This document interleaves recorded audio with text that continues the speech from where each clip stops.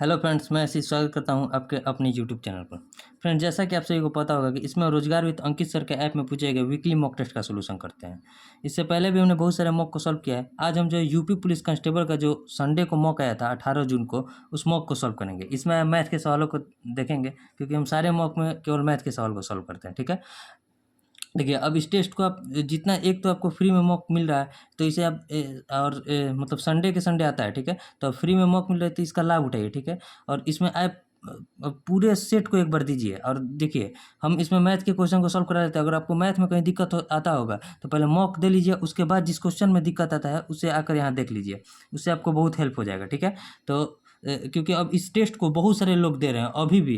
पहले जो है 20-22 हज़ार स्टूडेंट देते थे इस टेस्ट को, तो अब तो धीरे धीरे चर्चा चल रही है, क्योंकि 15 जुलाई से हो सकता है नोटिफिकेशन भी आपके पास आ जाए। तो इस टेस्ट को देना स्टार्ट कर दीजिए और बहुत जल्द क्रिया होगी। दिसंबर तक आपका एग्जाम सब हो जाएगा। ठीक है, तो जितना आप इस टेस्ट को दीजिएगा और जितना मतलब मॉक देते रहिए, जितना मॉक दीजिएगा उतना आपका कॉन्फिडेंस आएगा।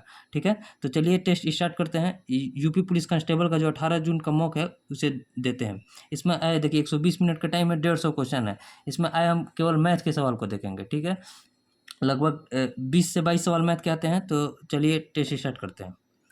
उस सारे सवालों को हम अच्छे तरीके से देखते हैं, कुछ शॉर्ट मेथड भी बताते हैं, जिससे बहुत क्वेश्चन जल्दी बन जाता है। Numerical and mental ability. तो ये क्वेश्चन नंबर पहला। क्वेश्चन क्या है?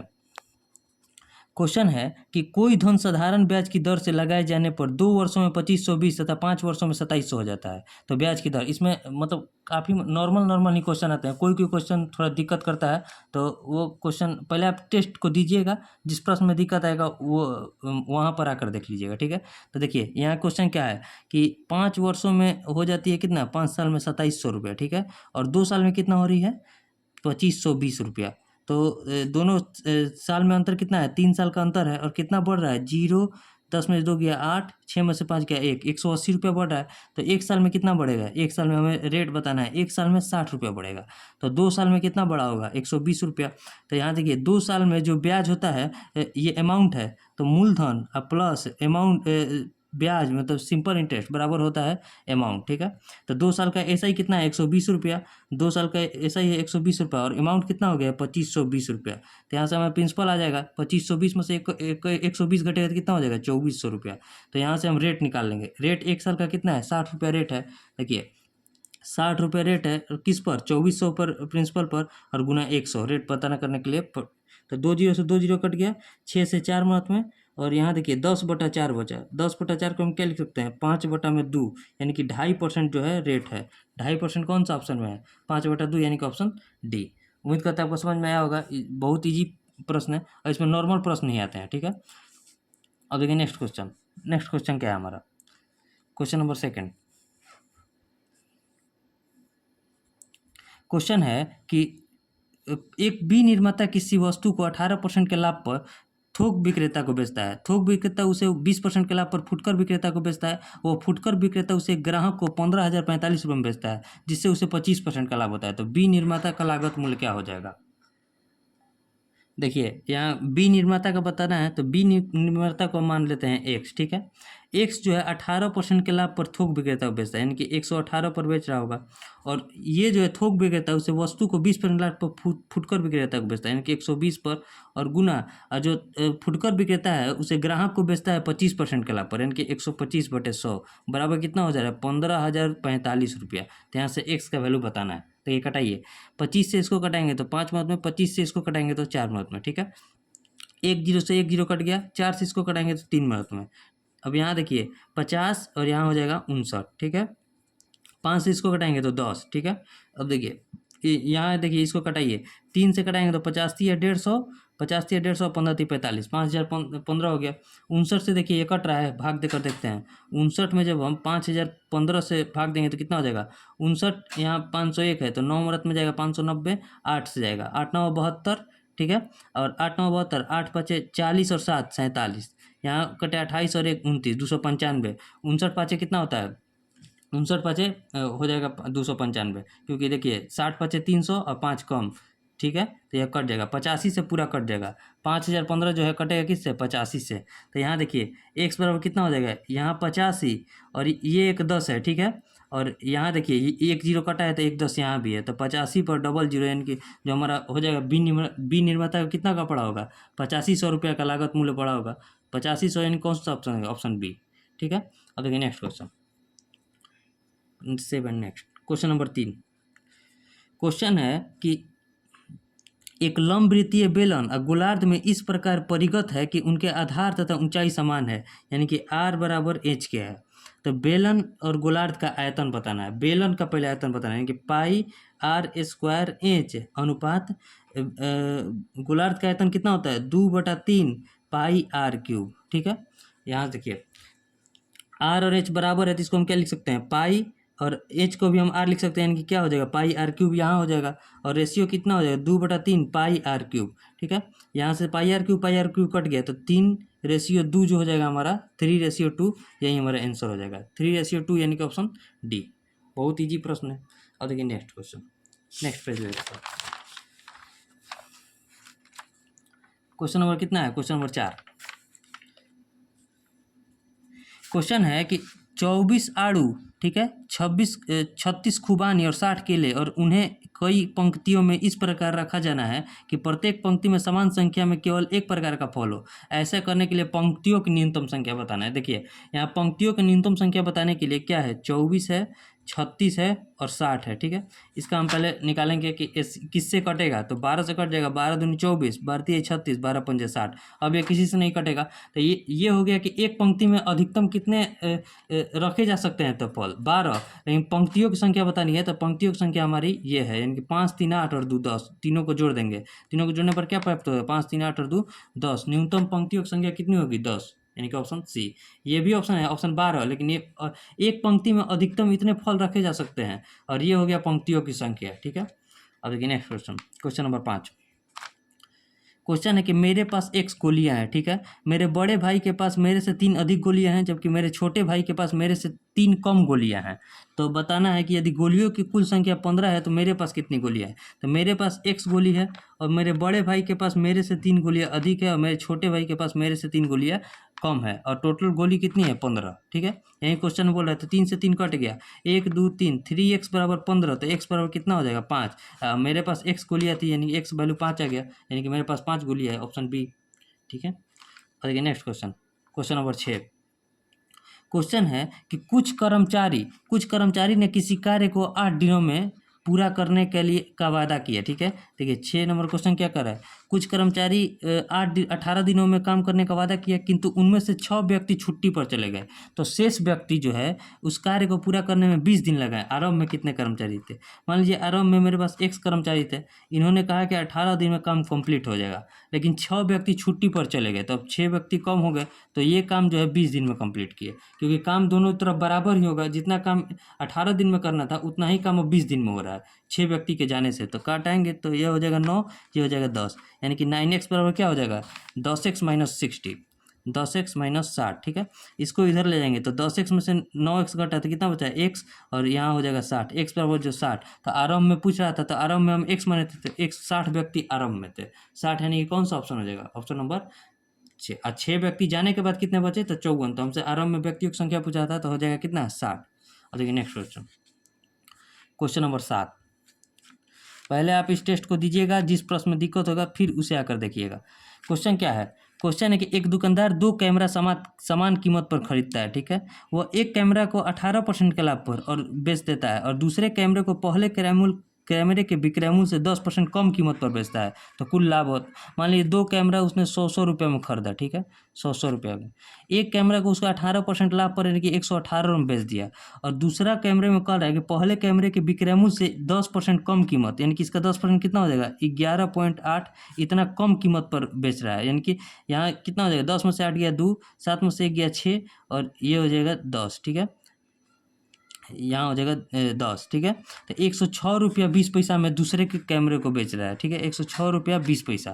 तो अब पूछ रहा है कुल लाभ या अथवा हानि, तो हमारा सीपी कितना हो गया, सीपी हो गया 200, और एसपी कितना हो गया 118, और 106 कितना होता है 224, 18 6 24, 224 रुपया 20 पैसा। अब देखिए 200 रुपये हम खरीदे हैं, 224 रुपया 20 पैसा में बेच रहे हैं, तो कितना 24.2 का हमें लाभ हो रहा है, किस पर, 200 पर। और गुना 100, यानी कि यहाँ हमारा हो गया प्रॉफिट। 2 जीरो से 2 जीरो कट गया, 2 से इसको कटाएंगे तो 12 दूनी 24, 121 दूनी 242, यानी 12.1% का जो है प्रॉफिट हो रहा है। 12.1% का प्रॉफिट, यानी कौन सा ऑप्शन हो जाएगा? Option number A. अब देखिए नेक्स्ट क्वेश्चन, क्वेश्चन नंबर 8। इसमें आज बहुत इजी सवाल है, लेकिन फिर भी आप जितना मैथ पर प्रैक्टिस कीजिएगा उतना बढ़िया है। क्वेश्चन देखिए क्या है कि एक लोहे के गोलार्ध को गलाया जाता है, ठीक है। 18 सेंटीमीटर व्यास और 162 सेंटीमीटर ऊंचाई वाले लंबवृत्तीय बेलन के आकार में पुनः ढाल दिया जाता है, तो गोलार्ध की त्रिज्या कितनी है? हमें गोलार्ध की त्रिज्या यानी कि आर बराबर बताना है। गोला का आयतन कितना होता है?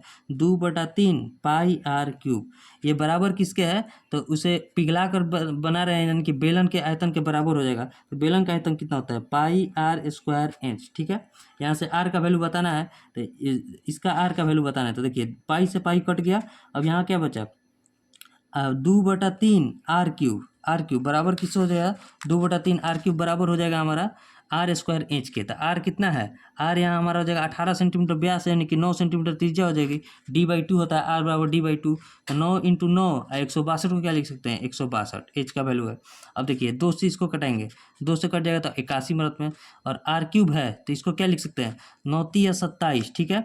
और देखिए इसको क्या लिख सकते हैं? 9 × 3 यानी कि 27 × 27 लिख सकते हैं। ये टोटल भाग को हम यहाँ 3 से गुना किए तो 27, और इसमें से 3 निकाले तो इसको 27, और ये 27 3 81 हो जाएगा। तो आर बराबर कितना हो जाएगा? 3 27 में से 1 27 बाहर आ जाएगा, यानी कि 27 सेंटीमीटर जो हो जाएगा त्रिज्या हो जाएगा। पूरा गुना करने की जरूरत नहीं होती है, आप 3 भाग में तोड़ दीजिए, उसका क्यूब रूट निकल जाएगा, क्योंकि क्वेश्चन ही ऐसा दिया जाता है कि वो टूट ही जाएगा, ठीक है। थोड़ा सा प्रयास कीजिएगा, आंसर आ जाएगा। ऑप्शन ए हो जाएगा हमारा आंसर। अब देखिए नेक्स्ट क्वेश्चन, क्वेश्चन नंबर कौन सा है? क्वेश्चन नंबर है हमारा 9। क्वेश्चन है कि विजय और सुशील एक कार्य को क्रमशः 15 दिन और 10 दिन में कर सकते हैं। विजय है और सुशील है, 15 दिन और 10 दिन में काम को कर सकते हैं, ठीक है। अब बोल रहा है कि दोनों मिलकर कार्य शुरू करते हैं, लेकिन विजय ने कार्य कुछ दिन बाद छोड़ दिया और सुशील शेष कार्य को 5 दिन में पूरा करता है। देखिए तो हमें बताना है विजय ने कितने दिनों के बाद कार्य छोड़ा। 15 10 कैल्शियम कितना होता है? 30, यानी टोटल कार्य हमारा 30 हो गया। एफिशिएंसी इसका निकलेगा, 2 के एफिशिएंसी से विजय काम कर रहा था, सुशील 3 के एफिशिएंसी से काम कर रहा था। लास्ट के 5 दिन जो है सुशील अकेले कार्य कर रहा था। कितना कार्य किया होगा 5 दिन में? 15 कार्य उसने अकेले किया होगा, यानी कि 15 कार्य उन दोनों ने साथ में किया होगा। तो दोनों साथ में कितना दिन तक काम किए? 3 और 2 5, 15 काम करना है तो 5 3 15, 3 दिन तक जो है विजय साथ दिया और सुशील का, उसके बाद छोड़ दिया। 3 दिन तक साथ कार्य किया, यानी कि ऑप्शन बी। उम्मीद करता है आपको समझ में आया होगा। टाइम एंड वर्क का क्वेश्चन काफ़ी इजी होता है, जितना इस पर प्रैक्टिस कीजिएगा उतना बहुत इजी प्रश्न होता है। अब देखिए next question, question number 10। Question है कि 125 रुपये प्रति सैकड़ा की दर से 400 आम खरीदे गए, ठीक है, और 100 रुपये के लाभ पर उन्हें बेचा गया। उसका प्रति दर्जन विक्रय मूल्य क्या है? देखिए 125 रुपये में 100 आम खरीद रहे हैं। 100 आम की कीमत कितना है? 100 आम की कीमत है 125 रुपये। 400 आम खरीदे हैं, तो 400 आम कितना में खरीदे होंगे? इधर 4 से गुना हुआ है तो इधर भी 4 से गुना हो जाएगा, यानी कि 500 रुपये में जो है हम 400 आम खरीदे हैं। और बेच कितना में रहे? 100 रुपया लाभ पर। ये हमारा सीपी है, और एसपी कितना है? 100 रुपया लाभ, यानी कि 600 रुपया में हम 400 आम को बेच दे रहे हैं, ठीक है, एसपी। तो हमें बताना है कि 12 आम, यानी कि प्रति दर्जन 12 आम की कीमत क्या हो जाएगा। तो ये 400 आम में तो एक आम का कीमत कितना हो जाएगा? एक आम का कीमत हो जाएगा हमारा 600 और बटे में 400, ये एक आम का कीमत हो गया। और 12 आम का कीमत के लिए 12 से गुना कर देंगे एक दर्जन के लिए। एक दर्जन में 12 आम होते हैं। 2 जीरो से 2 जीरो कट गया, 4 से 3 छतरी 18 रुपये प्रति दर्जन की दर से वो आम बेच देता है। विक्रय मूल्य बताना था इनके, 18 रुपये प्रति दर्जन की दर से उसने आम बेच दिया, ऑप्शन बी। और देखिए next question, question number 11। Question क्या है? क्वेश्चन है कि एक व्यक्ति अपनी 75% पहली बाजी में, शेष की 75% दूसरी बाजी और शेष की 75% तीसरी बाजी में हार गया, तो केवल 2 रुपये लेकर अपने घर पहुंचा, तो उसके पास प्रारंभिक राशि क्या है? देखिए क्या है, एक बार 75% है, 2 बार 75% है, और 3 बार 75% है, ठीक है। तो तीनों को हम क्या लिख सकते हैं? 75% को हम 3/4 लिख सकते हैं, 3/4 और 3/4। तो हम आपको क्या बताएं, इसमें टोटल राशि को हम नीचे वाला मान लेते हैं। नीचे वाला कितना हो जाएगा? 4 चौके 16 चौके 64 रुपया मान लीजिए उसके पास टोटल राशि थी। तो 64 रुपया में उसने एक बार 3/4 उसने पहली बाजी में हार गया, लेकिन कितना आ रहा? 48 रुपया हार गया। अब पूछ रहा है शेष की 75%, तो जब 48 रुपया हार गया तो इसके पास बचा कितना? 48 रुपया हार गया तो 14 में से हट गया 6, और यहाँ देखिए 5 में 4 गया, एक 16 रुपया बचा। अब इसमें से भी उसने 3/4 दूसरी बाजी में हार गया, यानी कि 12 रुपया हार गया। अब बचा उसके पास कितना, 4 रुपया। 4 रुपया बचा ना, 12 4 16। अब इसका भी उसने 3/4 जो है हार गया, तो हार गया तो कितना बचा, 3/4 इसका कितना हो, 3 रुपया। तो बचा कितना इसके पास, 1 रुपया बचा। अब यही 1 रुपया जो है वो लेकर घर गया, लेकिन क्वेश्चन में 1 का वैल्यू दे रहा है 2 रुपया। तो जब 1 का वैल्यू 2 रुपया है तो टोटल राशि उसके पास कितनी थी, 64 का वैल्यू बता देना है। तो जब 1 का वैल्यू 2 है तो 64 का वैल्यू कितना है, 64 दूनी 128 रुपया। 128 रुपया लेकर वो उसके पास आया था, जिसमें से उसने 2 रुपया लेकर घर गया। ठीक है, तो 128 कौन सा ऑप्शन हो जाएगा, ऑप्शन बी। यहाँ देखिए इसी को मानना था टोटल वैल्यू। ठीक है, तो हम टोटल वैल्यू 64 माने, लास्ट में हमारे पास 1 रुपया बचा, लेकिन 1 रुपया नहीं दे रहा था क्वेश्चन में 2 रुपया दे रहा था। जब 1 का वैल्यू 2 है तो 64 का वैल्यू बता देना है 128 रुपया। 128 यानी कौन सा ऑप्शन, ऑप्शन बी। अब देखिए नेक्स्ट क्वेश्चन, क्वेश्चन नंबर कौन सा हो जाएगा, क्वेश्चन नंबर 12। क्वेश्चन है कि चावल की कीमत 60% बढ़ गई, तो चावल को पुनः मूल कीमत पर लाने के लिए नई कीमत को कितना कम करना पड़ेगा। मान लीजिए चावल की कीमत पहले 100 रुपया थी, अब कितना हो गई, 160 रुपया। तो अब बताना है कि 160 को 100 रुपया लाने के लिए कितना कम करना पड़ेगा। तो देखिए कितना कम करना पड़ेगा, 60 रुपया कम करना पड़ेगा। किस से, 160 से। 160 से और गुना 100 परसेंटेज में चेंज करने के लिए। अब यहाँ देखिए 4 से कटाएंगे तो 4, और 4 से इसको कटाएंगे तो 15, 2 कटाएंगे और ये कितना हो जाएगा 5, तो 15 बचे 75/2% की जो है कमी करनी पड़ेगी। ऐसा ही ऑप्शन दिया है 75/2%, यानी कि ऑप्शन बी। ठीक है, इसको क्या लिख सकता है, 37.5% भी लिख सकते हैं, लेकिन 75/2 ही दिया है, तो ऑप्शन नंबर बी हो जाएगा। और देखिए नेक्स्ट क्वेश्चन, क्वेश्चन नंबर कितना हो जाएगा, क्वेश्चन नंबर हमारा हो जाएगा 13। क्वेश्चन क्या है, क्वेश्चन है कि स्थान ए और बी के बीच की दूरी 150 किलोमीटर है। ठीक है, और एक बस सुबह 8 बजे स्थान ए से बी की ओर और 30 किलोमीटर पर घंटे की चाल से यात्रा कर रही है, और जबकि सुबह 9 बजे दूसरी बस स्थान बी से ए की ओर 40 किलोमीटर पर आवर के स्पीड से। देखिए दो स्थान है, कौन सा है, एक स्थान है ए, एक स्थान है बी। ठीक है, दोनों के बीच की दूरी है 150 किलोमीटर। ठीक, और यहाँ से 8 बजे एक गाड़ी निकली कितना के स्पीड से, 30 किलोमीटर पर आवर के स्पीड से। और यहाँ से है जो 9 बजे गाड़ी निकल रही है कितना के स्पीड से, तो 40 किलोमीटर पर आवर के स्पीड से। ठीक है, तो यहाँ से पहले इसको देखते हैं 9 बजे तक ये कहाँ आ गया होगा, तो 30 किलोमीटर आ गया होगा। 9 बजे तक जो गाड़ी है, मान लीजिए एक्स गाड़ी है, तो वो 30 किलोमीटर आ गया हो, तो अब दोनों के बीच कितना डिस्टेंस बचा, 120 ही किलोमीटर। तो अब जो 120 किलोमीटर की ओर ये भी इस 40 के स्पीड चल रहा है, ये भी 30 के स्पीड से, तो दोनों का चाल जुटेगा, 70 के स्पीड से चल रहे होंगे। ठीक है, तो यहाँ से देखिए कितना घंटा में वो एक दूसरे के पास पहुँच जाएंगे, तो 0 से 0 कट गया। 12/7 को क्या लिख सकते हैं, 1 घंटा और 5/7 मिनट। ये 5/7 मिनट को हम घंटा को हम मिनट में चेंज करेंगे, गुना 60 से गुना कर लेंगे, तो 1 घंटा और 60 बचे कितना होता है, 300/7 मिनट। ठीक है, तो इसको क्या लिख सकते हैं, 1 घंटा 7 चौक 28, 2 जीरो, 7 दूनी 14, 6 जीरो, 7 आठ 56, यानी कि 42.8 मिनट के आसपास हो जाएगा। तो अब बताना है कि दोनों बस कितने बजे एक दूसरे से मिलेंगे। तो यहाँ से 9 बजे चल रहे थे, जिसमें से 1 घंटा 42 मिनट जुट जाएगा, 42.8 मिनट जुट जाएगा, तो कितना हो जाएगा, 10:42 पर जो है वो 10 बजकर कितना, 10:10 ऑप्शन कैसा दिया है, तो देखिए 1 ही 42 मिनट, तो 10 से लेकर 42 मिनट तक, 9 में 1 घंटा 42 मिनट को जोड़ेंगे कितना हो गया, 10:42 में वो एक दूसरे के पास मिल जाएंगे। 10:42 यानी कौन सा ऑप्शन है, ऑप्शन ए। ठीक है, इसमें पॉइंट को नहीं लगना है। अब देखिए नेक्स्ट क्वेश्चन, क्वेश्चन नंबर क्या हो जाएगा, क्वेश्चन नंबर 14। क्वेश्चन है कि यदि बिक्री मूल्य पर 10% की हानि होती है तो क्रय मूल्य पर हानि की दर क्या है। देखिए बिक्री मूल्य पर यहाँ एसपी पर 10% की हानि हुई है, तो हमें बताना है सीपी पर कितना हानि हो जाएगा। तो 10% क्या लिख सकते हैं, 1/10, यानी कि 10 रुपये की हानि 1 रुपये पर हो रही है, तो यानी सीपी हमारा कितना है, 9 रुपया। ठीक है, तो अब बताना है कि सीपी पर हानि की दर क्या हो जाएगी। तो 1 रुपये की हानि सीपी कितना है, 9 × 100 कितना हो जाएगा, 11.1111%, यही हो जाएगा 11.11%, यानी कौन सा ऑप्शन हो जाएगा, 100/9। 100/9 भी लिख सकते हैं इसको, तो 100/9% जो हो जाएगा सीपी पर। यहाँ एसपी पर बता रहा था, लेकिन हमेशा हम ज्ञात करते हैं किस पर, सीपी पर। जब एसपी पर 10% का हानि हो रही है तो सीपी पर 11.11% का हानि होगा। उम्मीद करते हैं आपको समझ में आया होगा। और देखिए next question, question number 15। Question है कि एक दुकानदार ने 50 दर्जन कप 3,000 में खरीदे। ठीक है, इसमें से कप टूट गए और बेचे नहीं सके। इस पर लाभ प्राप्त करने के लिए शेष कपों को प्रति दर्जन किस मूल्य पर बेचना चाहिए। देखिए 3,000 को उसने मान लीजिए 50 दर्जन खरीदा था, जिसमें 60 कप टूट गए, यानी कि 5 दर्जन टूट गए, तब बचे इसके पास कितने 45 दर्जन कप बचे। इतना 1 दर्जन कप का कीमत आ गया, लेकिन वो बोल रहा है कि 20% के लाभ पर बेचना है, तो 20% के लाभ पर यानी कि 120/100 पर बेचेंगे। 45 दर्जन कप को 20% के लाभ पर बेचेंगे तो इतना का लाभ इतना में बेचना पड़ेगा। तो यहाँ देखिए, यहाँ 1 दर्जन का कीमत ये आ गया और 20% का लाभ ये आ गया।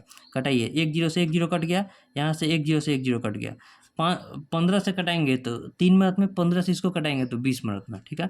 3 से इसको कटाएंगे तो 4, यानी कि 20 चौके कितना हो जाएगा 80 रुपये प्रति दर्जन। वो अगर शेष को बचे कपों को बेचेगा तो उसे 20% का लाभ होगा। 80 यानी कौन सा ऑप्शन हो जाएगा, ऑप्शन नंबर सी।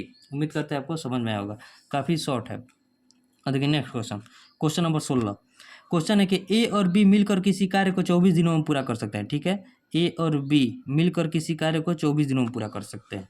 बी उसी कार्य का 1/3 भाग 12 दिन में कर रहा है। जब देखिए, जब 1/3 भाग 12 दिन में, यानी कि एक काम को 12 दिन में कर रहा है, तो 3 काम को उसने 36 दिन में, टोटल काम 36 दिन में, यानी कि बी का एफिशिएंसी, बी 36 दिन में टोटल काम कर रहा है।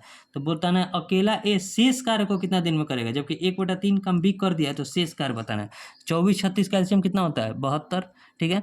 24 या 72, 36 दूनी 72। जितना आप इस पर प्रैक्टिस कीजिएगा आपको एलसीएम याद हो जाएगा। वैसे 24 36 का एलसीएम 24 या 72। अब यहाँ देखिए, इसका एफिशिएंसी जब 2 है तो एक एफिशिएंसी कितना हो जाएगा 1, यानी कि 72 काम को उसने 72 दिन में किया होगा। लेकिन इसको 72 काम नहीं करना है, 1/3 इसने काम कर दिया, 3 काम में से 1 काम कर दिया, तो अब इसको 2/3 ही काम करना है, ठीक है।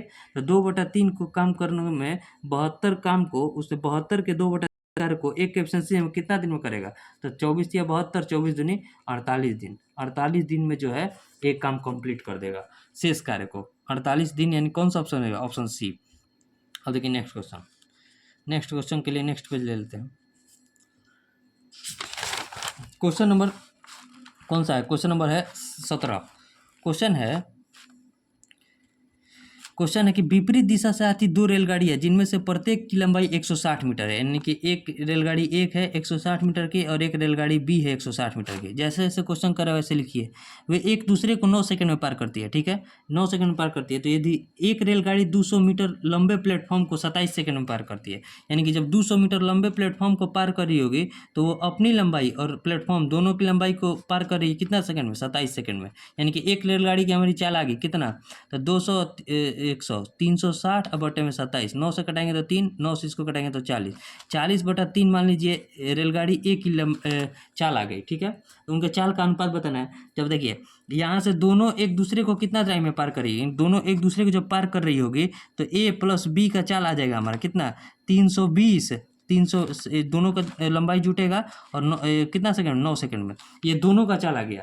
जिसमें से एक का चाल दिया है, मान लीजिए ए का चाल दिया है तो बी का चाल कितना हो जाएगा 320/9 और माइनस 40/3 हो जाएगा। इसका ए का चाल है तो यहाँ ए प्लस बी का वैल्यू दिया है तो 320/9, तो बी का वैल्यू इतना हो जाएगा। तो यहाँ देखिए एलसीएम क्या हो जाएगा, एलसीएम हमारा हो जाएगा 9। तो 320 में से जब हम 120 को घटाएंगे तो कितना हो जाएगा 4 3 9 कितना हो जाएगा, तो 200/9 हो जाएगा। 200/9 देखिए बी का चाल आ गया 200/9 और ए का चाल दिया था 40/3। तो बताना उनकी चाल का अनुपात बताना है, यानी कि 40/3 अनुपात 200/9 यही बताना है। तो 3 से 3 कट गया तो यहाँ 0 से 0 कट गया और 4 5 20, यानी कि 3 अनुपात जो हो जाएगा 5 उनके चाल का अनुपात हो जाएगा। 3:5 यानी कौन सा ऑप्शन हो जाएगा, ऑप्शन नंबर बी, ठीक है। अब देखिए next question, question number 18। Question क्या है, देखिए क्वेश्चन है कि किसी मूलधन पर यदि 2 वर्षों का साधारण ब्याज और चक्रवृद्धि ब्याज, देखिए साधारण ब्याज क्या है 1400 और चक्रवृद्धि ब्याज कितना है 1449 रुपया। तो बताना है ब्याज की दर कितना होगा। 2 वर्ष में साधारण ब्याज क्या लगा होगा 700 रुपये, पहले वर्ष भी लगा होगा, दूसरे साल भी 700 रुपया लगा होगा। लेकिन चक्रवृद्धि ब्याज पहले वर्ष तो साधारण ब्याज के बराबर होता है, लेकिन अगले वर्ष जो है इस ब्याज पर भी ब्याज लग रहा है। तो 700 700 1400 तो लग रहा है, 49 रुपये एक्स्ट्रा लग रहा है, यानी कि 49 रुपये जो होगा इस पर लगा होगा। 49 रुपया का ब्याज किस पर लगा होगा 700 पर लगा होगा, और गुना रेट निकालने के लिए 100 से गुना करेंगे तो यहाँ से हमारा आ जाएगा रेट आगे जाएगा तो 20 7 7 49, यानी कि 7% का जो है रेट होगा। देखिए आपको बता रहे कैसे, एक बार फिर समझिए। साधारण ब्याज क्या होता है, पहले वर्ष जितना ब्याज आया दूसरे वर्ष भी उतना ही ब्याज आया होगा। लेकिन चक्रवृद्धि ब्याज क्या होता है कि पहले वर्ष का चक्रवृद्धि और साधारण ब्याज तो समान होता है, लेकिन अगले वर्ष जो है ब्याज पर भी ब्याज लगता है, यानी कि 700 रुपये पर भी 49 रुपये ब्याज लगा होगा, तभी ये 49 रुपये एक्स्ट्रा आ रहा है। तो यहीं रेट निकाल देंगे, 49 रुपये एक्स्ट्रा आ रहा है किस पर, 700 रुपये पर लगा होगा और गुना 100, रेट आ गया हमारा 7%। उम्मीद करते हैं आपको समझ में आया होगा। 7% यानी कौन सा ऑप्शन है। अब देखिए नेक्स्ट क्वेश्चन, क्वेश्चन नंबर कौन सा है, क्वेश्चन नंबर 19। क्वेश्चन है कि एक वॉशिंग मशीन और टोस्टर की कुल कीमत कितना है, 10,500 रुपया है। टोस्टर को 22% के लाभ पर और वॉशिंग मशीन को 12% हानि के साथ बेचा जाता है। ये दोनों वस्तुओं का विक्रय मूल्य समान है, यानी कि यहाँ SP1 और SP2 बराबर है। ठीक है, यहाँ देखिए, यहाँ से हम निकाल लेंगे एक को हम कितना, मान लीजिए वॉशिंग मशीन टोस्टर को 22% के लाभ पर बेच रहे हैं, यानी कि 122% पर बेच रहे हैं, और मान लीजिए एक को वाई मान लीजिए वॉशिंग मशीन को, इसे हम 12% के हानि पर यानी कि 88% पर बेच रहे हैं। परसेंट से परसेंट गया, इसको कटाएंगे किससे, 2 से कटाइए तो 61, और 2 से इसको कटाएंगे तो 44, यानी कि X/Y का वैल्यू, अरे सॉरी यहाँ से देखिए, 2 से यहाँ पहले कटा लिए तो 61 और 44 हो जाएगा। ठीक है, तो X/Y का वैल्यू क्या हो जाएगा, 44/61। ठीक है, अब देखिए दोनों का क्रय मूल्य बताना है। यहाँ देखिए 44 और 61 कितना होता है, दोनों की कुल कीमत 10,500 थी, तो 44 और 61 होता है 4 और 1 5, 6 4 10, 105 का वैल्यू दिया है कितना, 10,500। 10,500 यानी कि गुना क्या हुआ है, गुना 100 हुआ है। तो यहाँ से हमें दोनों की कीमत बता देनी है। तो एक का कीमत हो जाएगा 4400 और एक का कीमत हो जाएगा हमारा 6100, यही हो जाएगा 6100 और 4400। तो सस्ती वस्तु का क्रय मूल्य बताना है, यानी कि सस्ती वस्तु कौन सी है, 4400 वाली, 4400 रुपया जो हो जाएगा सस्ती वस्तु की कीमत हो जाएगी। Option D. उम्मीद करते हैं आपको समझ में आया होगा, बहुत इजी प्रश्न है। यहाँ देखिए विक्रय मूल्य समान है तो विक्रय मूल्य यहाँ समान कर दिया है, दोनों के क्रय मूल्य का रेशियो आ गया है, बस वहीं दोनों के जोड़कर दोनों के योग का वैल्यू दिया था 10,500, दोनों के योग का वैल्यू, तो सस्ती वस्तु यानी कि 44 का वैल्यू पूछा था, 44 हो जाएगा ऑप्शन डी। अब देखिए नेक्स्ट क्वेश्चन है, अभी कितना प्रश्न है इसमें, लास्ट प्रश्न ही है, 20 प्रश्न है, तो इस लास्ट प्रश्न को आप देख लेते हैं। लास्ट प्रश्न भी एडवांस का है। अब देखिए यहाँ रखते हैं क्वेश्चन नंबर 20, क्वेश्चन क्या है, लास्ट प्रश्न है, 4 सेंटीमीटर की त्रिज्या और 7 सेंटीमीटर की ऊंचाई वाले एक ठोस समकोण वृत्ताकार शंकु को 5 सेंटीमीटर त्रिज्या और 8 सेंटीमीटर ऊंचाई वाले बेलनाकार बर्तन के अंदर डाल दिया जाता है। बेलनाकार बर्तन को पूरी तरह से भरने के लिए, अब देखिए मान लीजिए एक बेलन के आकार का बर्तन है, ठीक है, अब इसमें एक शंकु लाकर हम डाल दिए, तो शंकु मान लीजिए ये हो गया शंकु, ठीक है, पूरी तरह भर नहीं पा रहा है, ये जितना खाली है। अब इसका पूछ रहा है कि बेलनाकार बर्तन को पूरी तरह भरने के लिए कितना पानी की आवश्यकता होगी। जब पानी की आवश्यकता होगी तो इसके आयतन में से, हम बेलन के आयतन में से अगर शंकु के आयतन को घटा लेंगे तो उतना भाग हमारा शेष बचेगा, वही पानी के आयतन। तो बेलन का आयतन कितना हो जाएगा, πr²h, और शंकु का आयतन कितना होता है, 1/3 πr²h। इसी का मान हम घटा देंगे तो हमें उतना पानी भरना पड़ेगा। तो बस बताइए, पाई दोनों में कॉमन हो जाएगा तो कितना, r² का वैल्यू क्या हो जाएगा, बेलन के लिए क्या दिया है, ये दिया है शंकु के लिए और ये दिया है बेलन के लिए, 5 सेंटीमीटर त्रिज्या और 8 सेंटीमीटर ऊंचाई। तो 5 सेंटीमीटर कितना हो जाएगा, 50 25 8 है 200, ठीक है, और माइनस 1/3 पाई कॉमन हो गया, तो 1/3 πr²h होता है बेलन का, 1/3 πr²h। तो यहाँ से क्या हो जाएगा, 4 चौके 16, 16 साथे 112, ठीक है, 112। अब यहाँ देखिए पाई कॉमन हो गया और 200 तिया 600 और माइनस 112 और बटे में 3, ठीक है। तो पाई का वैल्यू क्या हो जाएगा, 22/7 इंटू 600, 10 में से 2 गया 8, यहाँ क्या बचा, 9 में से 1 गया 8, 5 में से 1 गया 4, 488 बटे में 3, 3 से कटेगा, 16 3 28 नहीं कटेगा, तो इसको गुना कीजिए। 22 8 कितना होता है, एक देखिए आपको कम से कम 30 तक का टेबल याद होना चाहिए। 22 8 होता है 176, हाथ में लगा 17, ठीक है। तो 22 8 176 और 17 कितना हो जाएगा, 176 और 7 83 और 10 93, हाथ में लगा 19, 22 चौक 88, 88 और 20 108 से 1 गया 107, 107 अब 96 बटे में 70 21। अब इसको भाग दीजिए, भाग देंगे तो क्या लिख सकते हैं, यहाँ देखिए भाग देते हैं, 21 में जब हम 107 96 से भाग देंगे तो 21 5 कितना होता है 105, ठीक है, हाथ में लगा 2 9, 21 से कम 21, ठीक है, हाथ में लगा कितना 2 9, हाथ में लगा 21 से कम 21, ये कितना बचा 8 6 बटा 21, 1 सेकंड रुकिए, कौन सा ऑप्शन हो जाएगा, 5 1, ऑप्शन सी होगा शायद, 5 1, लेकिन देखते हैं अब से भाग देंगे पहले, यहाँ सही ना 22 8, सॉरी यहाँ 22 से भाग देना है, वही तो नहीं 21 से ही भाग देना, 22 से गुना करना, 22 8 176, हाथ में लगा 17, 22 8 176, 176 और 17 कितना होता है 176 और 17 जोड़ेंगे तो 7 6 13, 17 1 18 1 19, सॉरी यहाँ 3 हो जाएगा, 19 हमारा तो 107 3 6 हो जाएगा। यहाँ देखिए यहाँ गुना करने में थोड़ा मिस्टेक हो गया था, 21 में जब हम भाग देंगे 107 3 6 से, यहाँ देखिए 19 यहाँ 3 लिखना था तो यहाँ 9 लिख दिए थे।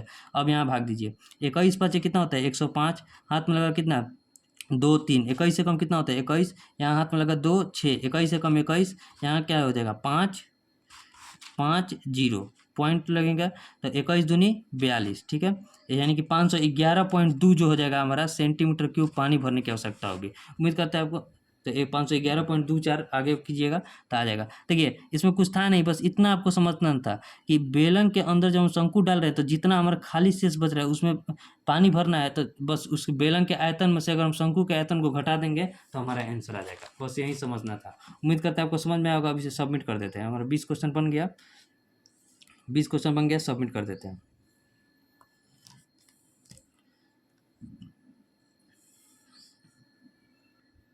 अब देखिए व्यू रिजल्ट, 20 क्वेश्चन बन गए। देखिए 33,907 यानी कि लगभग 34,000 लोग इस टेस्ट को अभी तक दे रहे हैं, ठीक है। तो आप भी टेस्ट देना स्टार्ट कर दीजिए, क्योंकि फ्री मॉक का फायदा उठाइए। एक अंकित सर ये जो हर संडे बहुत पहले से 2022 से ही ये मौका रहा है, ठीक है, जिसमें मेरा रैंक है 27,272, ठीक है। तो इसमें टेस्ट भी बहुत अच्छे से लोग मन लगा कर दे रहे हैं, तो आप टेस्ट देना स्टार्ट कर दीजिए। उम्मीद करते हैं आपको वीडियो पसंद आया होगा, तो मिलेंगे नेक्स्ट वीडियो में, तब तक के लिए जय हिंद।